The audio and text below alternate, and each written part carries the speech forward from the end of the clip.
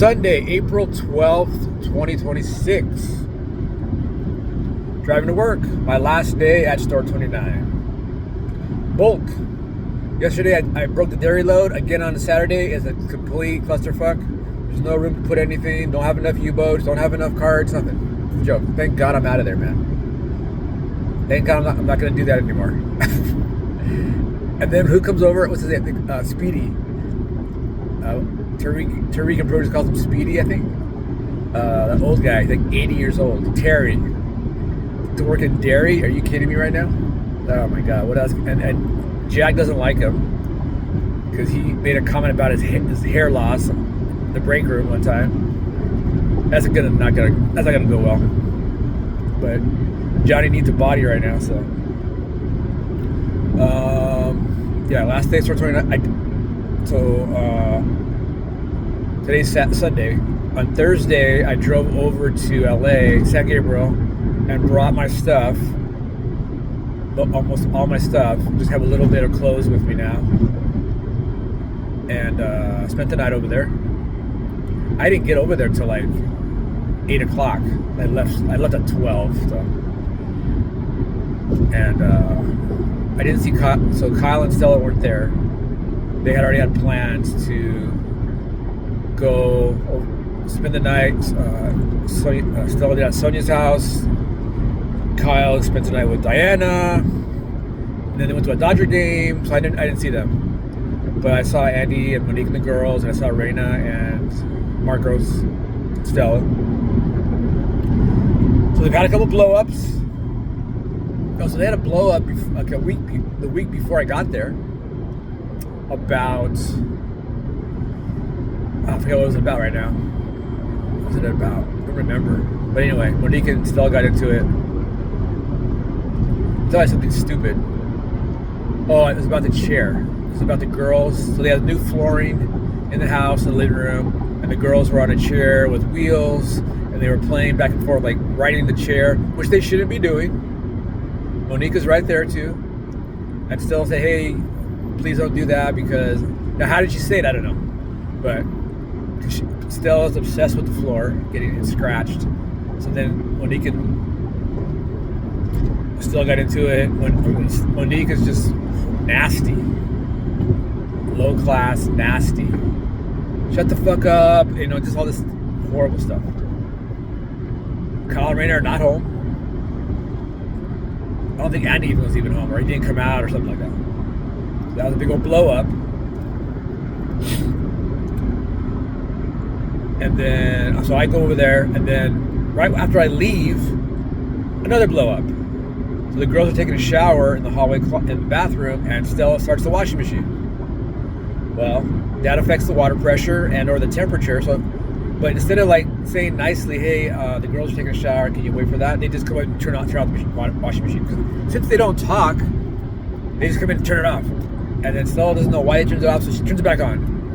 Then they get all mad about it, and big old shouting match, all this stuff. And Andy is home, and he does yell as well. He calls me. I'm at work. "Oh my God, this and that."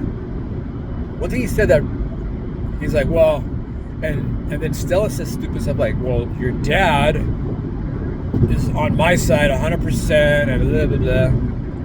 So I can't tell her anything.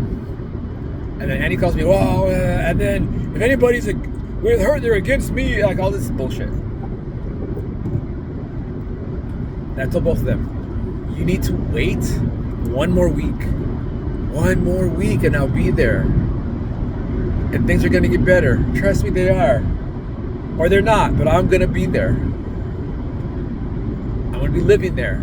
And so this ain't going to be happening anymore. That's what I'm going to tell both. I'm going to tell them. I don't care.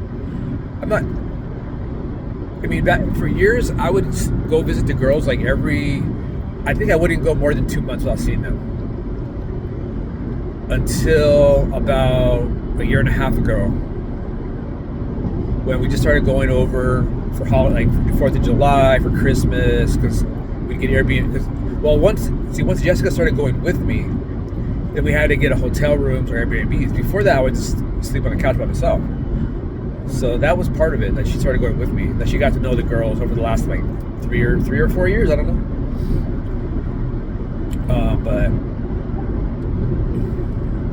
But my point is, I'm used to not being around the girls. Like, I literally in the last 2 years, I've gone like 5-6 months without seeing them, which sucks. I never thought that would happen. And then when I got the job at Sprouts, that was into that. I could never go over there anyway, I don't have the money to anyway, but so, I mean, worst case scenario, if me and Andy and Monique blow up and I'm used to not seeing them, so it's sad to say, right? I hope it doesn't come to that, but I'm not going to be living there and have them yelling and cussing out Stella. That's not going to happen, period, the end. And I think we're gonna have a blow up, and I don't know, but I cannot be there. Not that I shouldn't have never allowed this, but see, I can't enforce anything when I'm not there. I'm not there. And since I hardly ever saw the girls, I didn't want to get cut off from the girls. But now that I'm going to live there, it's totally different. So we'll see. Hopefully they can survive the next week without having another blow up. And Andy's like, I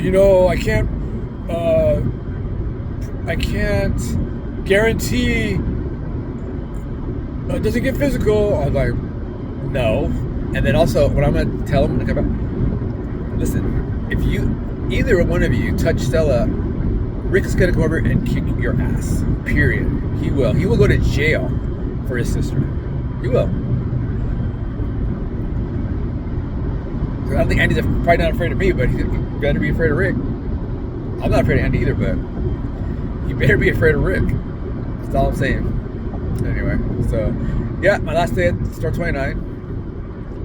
A few people that are not working today said goodbye to me. Like Tariq is the one. He didn't even know my name. That's so funny. All he called me is Sir. Sir. Easy money, sir? Easy money, United States, sir? Okay. He didn't know my name. That's funny. Let's see. Oh, I said goodbye to, what's her name? The head cashier, Carrie.